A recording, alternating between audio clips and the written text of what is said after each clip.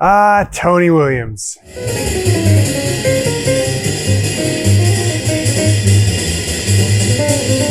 Somehow this drummer who came at the tail end of what we might call the golden age of jazz became one of the first drum celebrities. Drummers from the 1970s all the way up to the present, many of whom have never listened to Kenny Clarke, Tootie Heath, Joe Chambers, or Shelly Manne, nonetheless know and love Tony Williams. Which is to say he's transcended the genre of jazz. He's influenced a generation of contemporary drummers. Probably chief among them, one Mr. Vinny Colaiuta.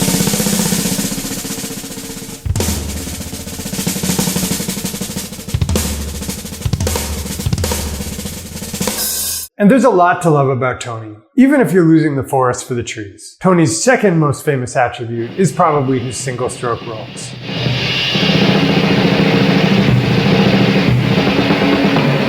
But his most famous attribute, at least in terms of what drummers search for about Tony on the internet, is his 5-stroke roll on the ride cymbal. The Tony Williams 5-note ride pattern. Tony Williams 5-note ride cymbal pattern. Tony's famous ride cymbal playing. Specifically the 5-note groups, the Spangle-Angle-Ang.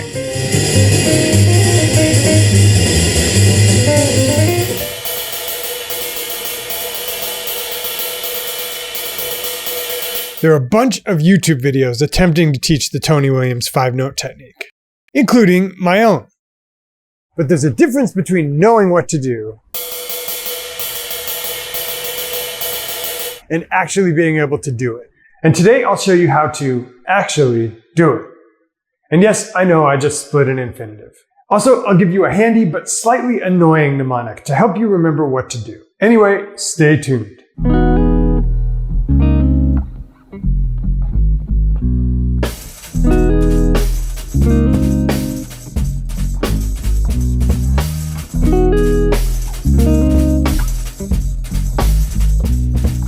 So, why is playing the ride like Tony Williams such a challenge? As I'll discuss in this video, it's a little like doing a muscle up. Or a pistol squat. Or, if you like the parkour stuff, a backflip. There's a mental and physical barrier to overcome. There's a sense in which you can already do it if you just learn how it feels, just like the parkour guys teaching you flips step by step.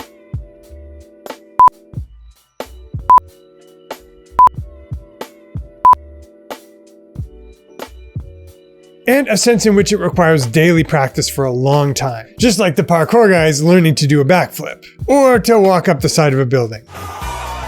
That's why for the get to the lesson already crowd, I'll start at the end. I'll also put time indices to all the exercises in the description or in a pinned comment, so you can skip directly to them if you want. And finally, all of these exercises will be transcribed for you if you click the link below the player. There's an option where you can get the transcriptions and get on my mailing list so you can hear all the insider shit, or just get the transcriptions. Wham bam, thank you, sir. Anyway, let's go to the drum cave. This drum cave looks strangely like... Anyway. So here's the actual trick. I'm not claiming to be the fastest at this, only to know the mechanism and to have practiced it to a decent degree.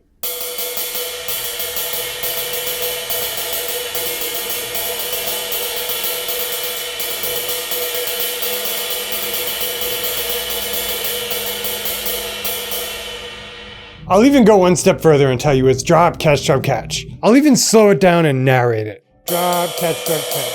Drop, catch, drop, catch. Drop, catch, drop, catch. Got it? So that's obviously a bit like saying meditation is just sitting for 10 or 20 minutes and closing your eyes. Why don't you go and do your thing where you close your eyes and breathe? Do you mean sleep? What? Or to do jujitsu, just take that guy down, get on top of him, and strangle him. Or go ride that bike. That's the analogy I've been searching for. Anyway, it's muscle memory, which means to reprise one of my favorite lines from Chef's Table Barbecue. The pitmasters are willing to tell you everything that they do to it. And then they'll sit back and be like, well, good luck. And why am I taking your time with this? Because the mental model of how you learn something like this is something I want to inject into your mind. I want you to conceptualize what getting better at this is going to look like. Okay, back to the drum cave. What I'm feeling when I play the cymbal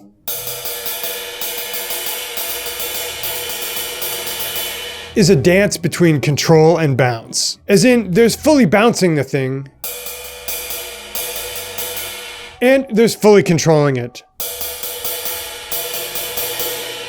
And in the ride pattern, my fingers are staying on the back of the stick, and I've got the muscle memory to follow the stick as it bounces and to influence it subtly, to smooth out any accents.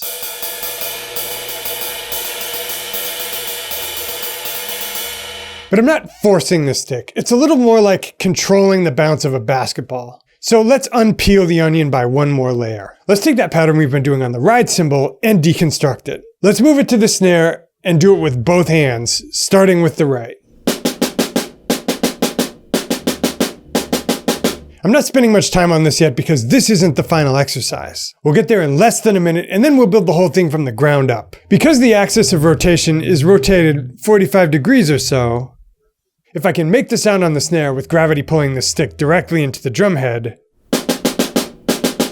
it'll be easier on the cymbal where even if it's not tilted like Tony's, the back pressure of your thumb on top will help you play off the cymbal a little better. So this is the deconstructed cymbal beat on the snare.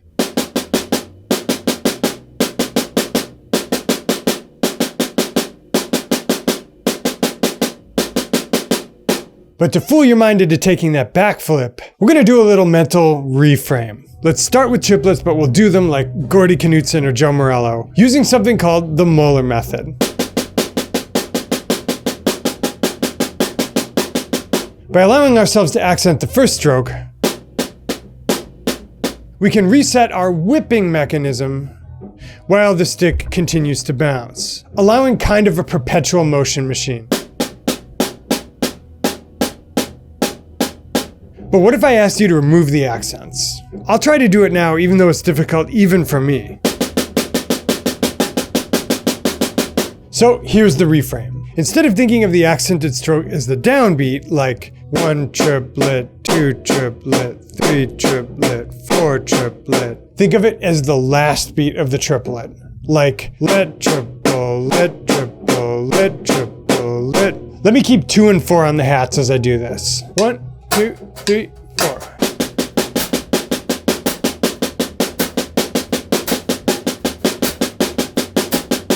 Now try to take the accents out. I bet it'll be easier.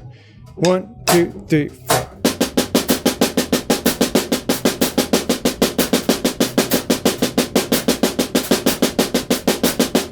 Okay, so we're going over molar strokes. Big whoop, right? What's the secret, man?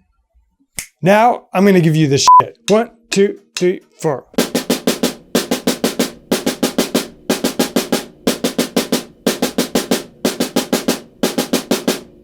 If you want a mnemonic, think, I'm coming to town, I'm coming to town, I'm coming to town, I'm coming to town. And if you want to incorporate the whole kit into this exercise, as I do, since I'm paying for this studio and not just using a pad in my apartment, you can add a kick note and a hi-hat note opposite the hand that's just played.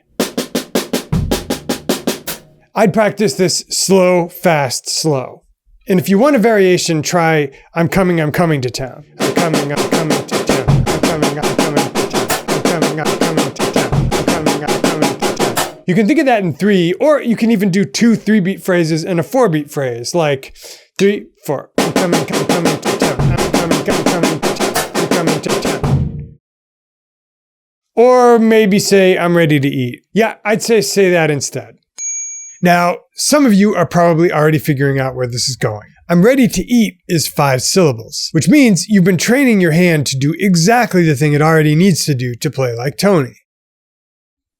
Let's move the right hand, or our lead hand for those of you lefties, to the ride cymbal while we continue our I'm ready to eat exercise. 2, 3, 4.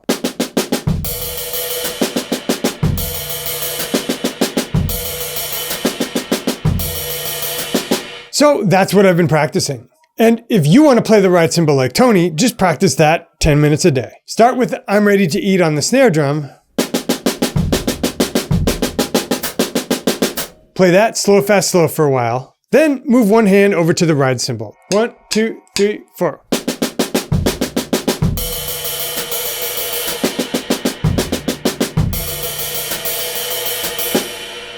And do the same thing. Now for extra credit. When Tony played the ride cymbal, sometimes he'd just play it in isolation. But lots of other times he's playing stuff with his hand.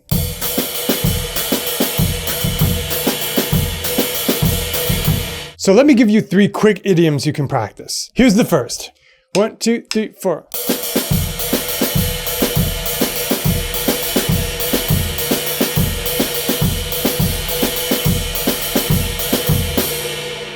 To do this, of course, you're switching the orientation of your ear back to the normal place you'd hear this beat. But my guess is after all of this I'm ready to eat work, it'll feel more natural when you switch back to show me my surprise. Show me my surprise, show me my surprise. Here's the second exercise incorporating all the limbs. 1, 2, 3, 4.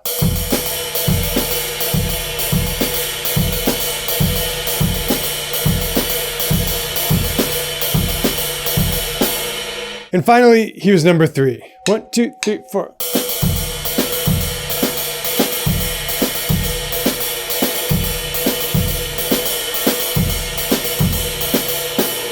If you want to incorporate hi-hats with any of this stuff, there are 2 places I would do it. First is on all quarters. 1, 2, 3, 4.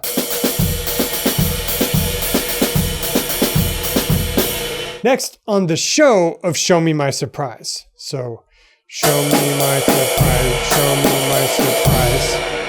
And I'll do that at tempo. 1, 2, 3, 4.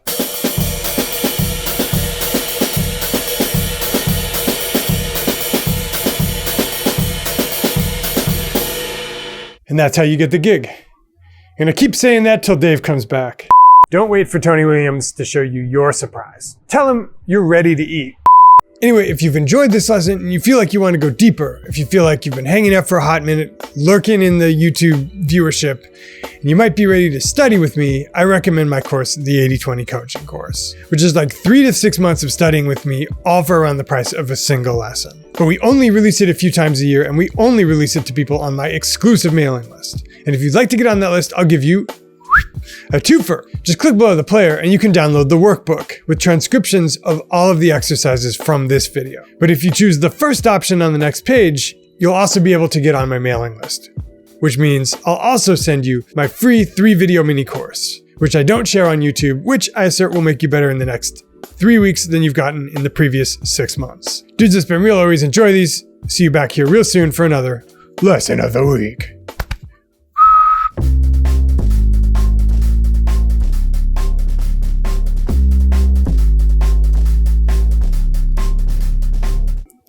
You know what? I don't have a drum mic. Split squat? What? Why is a split squat hard? Split squat. What was I trying to say? So bad. It's like I never get interrupted by good music.